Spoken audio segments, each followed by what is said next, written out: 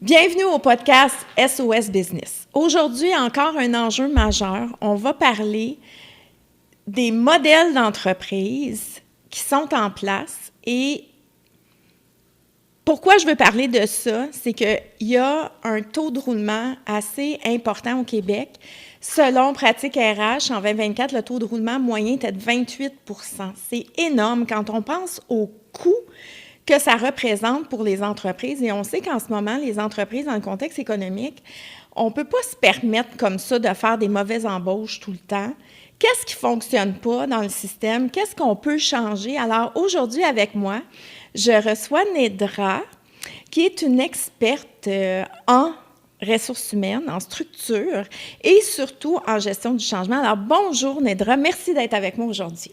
Bonjour Sonia, merci pour l'invitation, je suis ravie. Donc, on a eu déjà des discussions, il faut dire qu'on se connaît, et c'est pour ça d'ailleurs que je t'ai invitée, parce que je trouvais que tu avais un angle intéressant. J'aimerais ça que tu me parles de, en ce moment, qu'est-ce que toi tu observes avec tous les mandats que tu fais, qu'est-ce que tu observes en entreprise en ce moment? En ce moment, on observe réellement que tout ce qu'on est en train de faire, peut-être dans les mécanismes RH, ne fonctionne plus comme on veut. C'est-à-dire que justement, tu as évoqué le taux de roulement, donc les gens partent pour chercher autre chose. Aussi, on est en train de recenser beaucoup réellement de maladies psychologiques et mentales dans les entreprises. On est en train de recenser aussi une relation humaine qui se détériore de plus en plus. Une productivité, ce qui amène la résultante, bien sûr, évidente, une baisse de productivité. Voilà. OK. On observe déjà tout ça? Exact. On observe déjà tout ça. Est-ce que, moi j'ai l'impression, puis là j'aimerais savoir ton avis, j'ai l'impression, ça fait des décennies qu'il y a les mêmes problématiques. Mais là, c'est juste que la saturation des êtres humains puis la saturation des entreprises, on arrive à un niveau qu'on n'avait pas prévu. On va frapper un mur bientôt, je crois. Est-ce que c'est moi qui rêve ou plus on essaie de structurer, plus on essaie de faire des cadres rigides, plus on essaie d'avoir des processus stricts et de rendre ça très structuré, organisé, plus on essaie, moins on concilie l'humain et l'entreprise. Mm-hmm. Qu'est-ce que tu en penses? Excellent. Je pense qu'on est sur la même longueur d'onde parce que là, en tant que RH, qui a quand même fait pas mal d'opérationnels de l'autre côté, en tant que salarié, en tant que DRH, j'ai toujours essayé d'adapter les systèmes, d'essayer d'adapter les processus, d'essayer d'adapter la façon de faire. Mais je pense là que les mécanismes traditionnels, ce qu'on appelle les mécanismes traditionnels, là, ils arrivent à leur fin. Ils ne fonctionnent plus. Et si on parle, par exemple, de tout ce qui est évaluation annuelle, individuelle, là, de performance, donc le système d'évaluation par objectif, on arrive aujourd'hui c'est réellement un mécanisme traditionnel et on doit aller vers autre chose. Et aussi, bien sûr, tout ce qui est politique, là, contrat de travail en contrepartie de postes très clairs avec des tâches bien définies, oui, mais ça ne fonctionne plus aussi parce que les gens s'en lassent très rapidement. On rentre très rapidement dans une monotonie et les personnes ont envie de voir plus, de faire autre chose, d'avoir d'autres relations. J'ai bien parlé de la santé mentale et je vais vraiment, c'est l'ère de la santé mentale, le bien-être. On parle beaucoup de bien-être. On a vraiment fait de la flexibilité horaire, on a fait du télétravail. On a fait des open space, on a mis les jeux, les terrains des jeux, les team building, tout ça, mais en sens, d'une façon contradictoire réellement, que le pourcentage est en train d'augmenter. Que les gens en difficulté, en dépression, en difficulté mentale, psychologique est en train d'augmenter. Voilà. Oui. Et c'est triste. C'est vraiment triste parce que plus ça va, tu sais, moi je le dis souvent, ma phrase d'entrée, c'est « les humains sont mal et les entreprises vont mal ». Oui. Et là, c'est comment on peut concilier les deux autrement. D'ailleurs, j'ai eu un podcast avec 3 personnes qui sont venues parler, qui ont des diagnostics de santé mentale. Et dans leurs recommandations qu'ils ont partagées pour les entreprises, justement, quoi mettre en place pour les aider, ils parlaient beaucoup d'avoir quelque chose de vivant, de flexible, qui bouge, de ne pas être trop encadré. C'est quelque chose que toi, tu viens juste de dire, justement, qu'est-ce qui ne marche pas en ce moment. Fait que c'est... Tu sais, ça l'aide pas les personnes qui ont un diagnostic, mais ça l'aide pas les personnes qui en ont pas à ne... qui en ont pas à ne pas en avoir éventuellement, hein, parce que Exactement. ça peut arriver rapidement, là. Exactement. Et réellement, j'en ai vu des cas là où on n'a pas du tout soupçonné. C'est-à-dire les cas que d'un jour ou l'autre, ils ne viennent plus travailler parce qu'ils ne se sentent pas bien.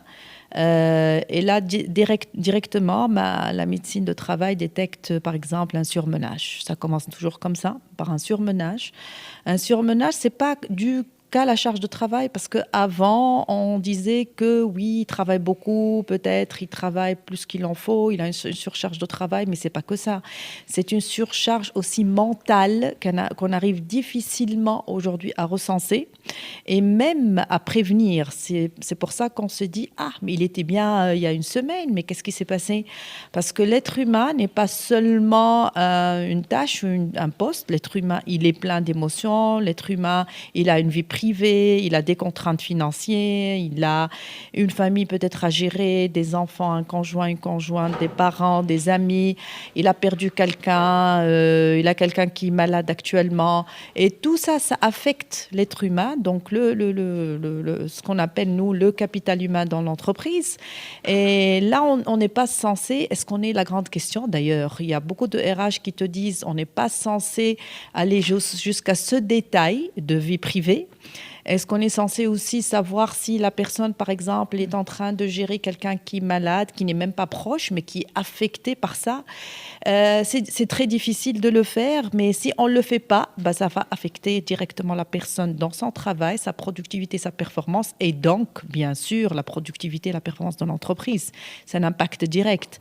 Donc, moi, j'ai une impression qu'aujourd'hui, on est en train de tourner en rond, qu'on est en train de faire la même chose, peut-être différemment, avec différentes couleurs, comme je dis, avec un meilleur marketing, qu'on est en train de mieux communiquer, faire beaucoup de marketing sur les ressources humaines, la manière de gérer, faire introduire beaucoup les agences de communication et tout pour... je ne peux pas dire faire du maquillage, mais comme si on est en train de maquiller un petit peu pour le rendre plus beau. Mais en fin de compte, je pense qu'on doit faire des réflexions drastiques aujourd'hui. La grande question aujourd'hui, est-ce qu'on peut arriver à une organisation résiliente? J'aime beaucoup ta question. La première chose, c'est on ne donne pas le droit et on ne met pas le milieu en place pour avoir de la transparence, qui est comme à la base d'eux. Et il y a un point important que tu as dit, l'être humain, ce n'est pas que des tâches. Puis tu sais, la fatigue peut être. Puis moi, comme tu sais, je suis une experte de l'esprit humain et c'est les 3 dimensions. Donc, la surcharge, tu sais, la fatigue peut arriver par ces 3 dimensions.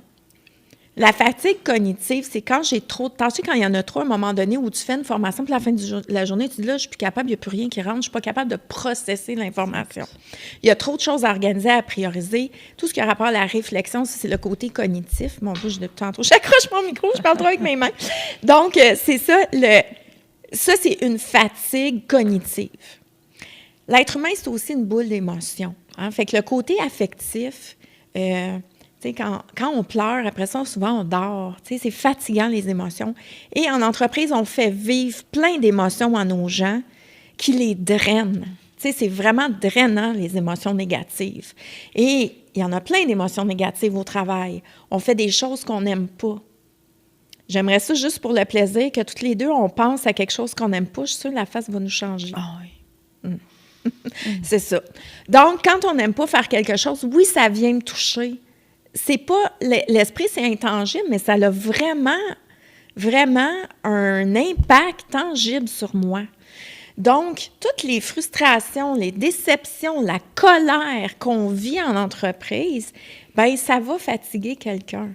Et moi, je trouve ça ridicule, mais les gens disent souvent « Ah, quand tu es à la maison, tu es à la maison. Quand tu es au travail, tu es au travail. » L'être humain, il n'est pas comme ça. Si mon chat est chez le vétérinaire, puis il faut que je prenne une décision aujourd'hui si je l'euthanasie ou pas, je vais être en émotion là, par rapport à ça. Je vais être préoccupée si ma mère est à l'hôpital, si ma journée a commencé à 4 heures du matin avec un enfant malade, j'arrive au bureau, je suis déjà fatiguée. Là. Donc, il y a ça, comme tu dis, puis c'est difficile, mais si on avait la transparence déjà, on pourrait en parler. Et ensuite, il y a l'aspect conatif de l'esprit que personne ne parle, qui est l'instinct d'agir. Et ça, j'en profite pour dire qu'il y a 12 forces instinctives et que chacun d'entre nous, on est capable de faire les 12. Mais qu'il y en a 4 que c'est les miennes. Et quand je suis dans cette zone-là, je suis bien. Et à chaque fois que je sors de cette force, que je vais en faire une autre que je suis capable de faire, mais je le fais contre moi parce que je vais m'adapter et c'est ça qui me fatigue mentalement. Donc, fatigue mentale, fatigue physique, fatigue cognitive. Tu sais, il y a 3 fatigues. Bien, quand tu mets tout ça ensemble, si tu as des problèmes dans les 3, là, c'est normal à un moment donné que ça fasse comme là, excuse-moi l'expression, mais je suis un peu une petite fille, moi, c'est comme, ben là, moi, je joue plus. On tourne la machine, ça ne marche plus, là, je suis plus capable de fonctionner. Exactement. D'ailleurs, quand on a parlé justement des 3 composantes, tu te rappelles que j'ai vraiment, je me suis arrêtée sur ça, tu m'as expliqué comment ça fonctionne, je me suis dit oui. Oui, c'est exactement ça. Est-ce que quand on accepte un poste, c'est vrai, c'est très transparent, on te propose de descriptif de poste et tu signes un contrat sur des tâches que tu, normalement, déjà as acceptées. Mais c'est une réalité, OK, qui est dans le monde d'entreprise, mais ça dénote pas que la personne va aimer tout ce qu'il va faire. Et on dit toujours, c'est vrai qu'il y a des tâches qu'on n'aime pas, mais qu'on doit faire. Oui, mais cette partie des tâches qu'on doit faire, mais qu'on n'aime pas, d'accord? Si moi, je ne suis pas trop dans l'analytique et dans mon poste, j'ai beaucoup de tableaux à faire, ça va m'exaspérer à chaque fois que je dois le faire. Et ça, émotionnellement, va affecter justement mon mental parce qu'à chaque fois que j'ai ces tableaux, bien sûr, parce qu'en plus, il y a la pression du temps, ben, je dois le délivrer, par exemple, le 28 de chaque mois, ce tableau ou ce rapport, alors que moi, je déteste faire les rapports, je déteste faire les tableaux, mais on te dit c'est une partie de ton poste. Maintenant, est-ce que l'organisation, elle est assez agile, c'est ça l'agilité, et assez résiliente, comme j'ai dit, de pouvoir s'adapter à ces différents profils? C'est une grande question et je peux directement te dire qu'elles ne sont pas prêtes. Les organisations, et là vient le rôle RH, de préparer des organisations agiles. Parce que ce qu'on est en train de faire aujourd'hui, c'est demander à la personne d'être agile, de demander à la personne d'être résiliente. Et là, on en parle beaucoup, surtout après le Covid. Allez-y, il faut être fort, il faut être résilient. Le vrai leader, c'est un leader résilient qui tombe, qui se casse, mais qui met des pansements et voilà, il est encore debout pour confronter autre chose. Mais l'organisation elle-même, est-ce qu'elle est capable de faire ça? Non. Exactement. Non. Exactement. Et pourtant, ce ne serait pas difficile. Oui. Mais c'est un changement, on dit, d'état d'esprit, de mindset. C'est vraiment de changer. C'est parce que là, sans les humains, il n'y a pas d'entreprise. Et là, on crée une entreprise, puis on essaie, c'est comme si, je ne sais pas si tu te rappelles, quand on était jeune, il y avait un jeu, là, c'était comme un cercle moitié rouge, moitié bleu, puis on avait des figures jaunes, un cercle, un carré, mais là, tu essayais de rentrer, puis ça ne fonctionnait pas, il y a juste une place. Bon. Mais si on reprend ça, l'humain, là, c'est justement, c'est le cube jaune. Tu sais, moi, je suis un cercle, toi, tu es un carré, un autre, c'est un triangle. On est tous uniques. Chaque personne est unique. Mais là, je ne peux pas faire rentrer toutes les formes dans un... Tu sais, c'est comme j'ai un poste. Et souvent, je regarde, moi, des postes, des descriptions de postes, et je suis découragée parce que quand je regarde ça, je me dis, mais mon Dieu, ce poste-là nécessite 4 forces instinctives. 5 forces, pardon. On en a tous 4. Fait qu'il n'y a pas un être humain qui est capable de faire cet emploi-là, ce rôle-là, sans s'épuiser mentalement. Tu sais, on a beaucoup à apprendre. Les gens ne savent pas qu'ils ne savent pas, on va dire ça. Mais il y a beaucoup à apprendre. L'être humain, c'est lui qui est le centre de votre entreprise. Donc, vous avez un être unique avec un bagage unique que souvent on n'explore même pas, hein? Parce qu'on s'est fait une idée de ce qu'on veut rentrer, puis là, on essaie de rentrer. Puis des fois, bien, ça prend 20 personnes là, qui vont rentrer dans le poste avant de trouver la bonne, et encore, celle-là part en maladie. Donc, c'est Einstein qui disait la folie, c'est de faire les mêmes choses et d'espérer des résultats différents. Exactement, tu l'as très bien dit. Et j'ai l'impression que oui, dans cette ère-là, on est en train de tourner en rond un petit peu, les experts. Je me dis que moi aussi, je suis à la recherche d'autres solutions. D'ailleurs, je me place plus en tant qu'accompagnement de changement pour les entreprises, mais même aussi pour les carrières. Pourquoi ? Parce que je suis plus moi-même satisfaite quand j'offre des solutions RH. Je ne suis pas satisfaite parce que je dis, OK, on a mis en place un système de performance qui est équitable, OK, mais est-ce qu'il va rendre les gens plus heureux, donc l'entreprise plus heureuse ? Parce qu'aujourd'hui, on ne parle plus de satisfaction client. On parle de client qui est heureux. Donc, aussi, à l'intérieur de l'entreprise, on veut rendre nos employés heureux, du bonheur. Mais c'est quoi le bonheur ? C'est quoi rendre un employé heureux ? On est en train d'essayer, OK, mais je pense qu'il est temps de complètement faire tourner l'organisation de l'autre côté. Et si on voit l'intérêt de l'humain d'abord, voilà. Et si aujourd'hui, on voit l'intérêt de la collectivité d'abord, et si aujourd'hui, on voit l'intérêt de la communauté d'abord, je pense que ça sera automatiquement un résultat positif sur les organisations et les entreprises. Parce que jusqu'à maintenant, depuis l'industrialisation, 150 ans ou plus maintenant, on a fait le contraire. C'est l'intérêt de l'organisation, parce que c'est l'organisation qui ramène le bénéfice, qui ramène l'argent, qui ramène les services et le produit. Après, on va voir l'intérêt de la communauté, l'individu, les équipes, etc. Peut-être qu'aujourd'hui, la réflexion devrait être totalement renversée. On commence par un intérêt individuel du communauté de l'équipe, et ça va ramener, c'est une des réflexions qui est complètement différente, okay, qui va certainement ramener des organisations différentes, des organisations plus résilientes, qui ne sont pas concentrées sur seulement le bénéfice, je veux dire, en termes financiers. Parce que là, on est trop quand même orienté, business plan d'action. Qu'est-ce qu'on va récolter ? Croissance. On a réalisé 100 000. Il faut que l'année prochaine, on réalise 120 000. On a atteint les 120 000. OK, donc on peut doubler. Et c'est toujours le plus.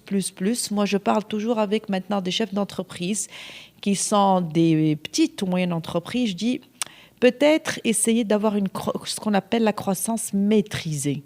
Oui, c'est vrai. Voilà. Il faut changer vraiment l'optique. Et ce que j'aimerais dire, pour imaginer un peu ce que tu viens de dire, si on regarde un enfant de 4 ans, on va dire il est magnifique, cet enfant-là, parce qu'il fait les choses, tu sais, dans le fond, il fait les choses à sa façon, puis il y a beaucoup de cohérence autour de lui. Un enfant que papa, maman chicane, il va être dans son coin, il ne sera pas magnifique, mais sinon, on est magnifique. Et curieusement, quand on entre dans le système scolaire, bien là, on n'est plus magnifique. On est trop passé, non, c'est pas comme ça, fais ça comme ça. Et ça se poursuit dans le marché du travail. Il est peut-être le temps qu'on regarde la personne magnifique que chaque être humain est et qu'on bâtisse sur cette magnificence, si je peux me permettre ce terme. Donc, l'unicité, c'est quelque chose, et je pense que le bonheur, bien, c'est avant tout d'être soi. Puis les enfants, tu sais, on dit l'innocence de l'enfant, pourquoi? Il fait juste être lui. Je pense que c'est vers ça qu'il faut revenir, et je pense qu'on a tous les outils aujourd'hui pour le faire. Donc oui, exactement. Très bien dit aussi, Sonia. Donc on est d'accord sur cette unicité. On est d'accord que c'est pas aussi simple. C'est excellent. Quand on parle là, c'est une transformation. Là, on est là. Exact. Mais on est là. Il faut faire le pivot, voilà, parce que ça fonctionne plus. On se dit. Donc, je pense que là-dessus, ça va être pas mal notre mot de la fin. Hein. Il faut se transformer. Il faut changer les choses. Et les entreprises qui vont aller vers cette philosophie-là, faire ce virage à 180 degrés, bien, sont celles qui vont perdurer. Exactement, exactement. D'ailleurs, aujourd'hui, on est beaucoup en train de, par exemple, de parler d'économie verte, d'économie durable, etc.